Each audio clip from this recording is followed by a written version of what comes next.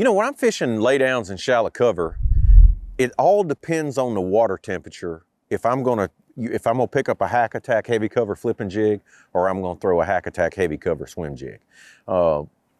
Warmer the water, I'll lean more towards the swim jig. You can cover a lot of water. It's probably one of the most efficient baits to fish. You can make it look like a crawfish, a bluegill. You can swim a white one, make it look like a shad. So it pretty much works whatever a fish is feeding on. You can use that swim jig, you know, to look like a bait fish. When the water's colder, I'm gonna lean more towards that flipping jig, because then that fish is holding tight and down in that cover. So a lot of times I'm gonna pick that cover apart. You've had a cold front, can be even winter time, and you have to fish slow and deliberately, and I'm gonna use that hack attack flipping jig for that. But when it's a little warmer, or it can even be a situation where it's been cold and you get a few warm days, and fish have a tendency to float when that happens.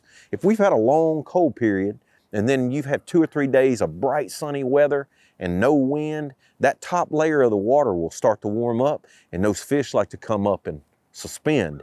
And when they're suspended like that, nothing beats that swim jig. Because the deal is, think about this, when that fish is suspended, if I pitch that flipping jig in there, I got one shot at that fish when that bait goes down. So if that bait is not presented perfectly when that fish is suspended, a lot of times he may not even see it. But with that swim jig, I'm able to keep it up in the water column where that fish is located at, and I keep that bait up there a lot longer in the strike zone.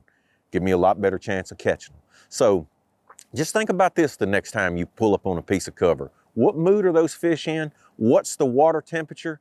And where do you think they're holding at on the cover when you get to it? And you know, for me, honestly, it's one of those deals where I always have a swim jig tied on, and I always have a flipping jig tied on. And it'll only take you just a few casts to decide which one is gonna work better for you.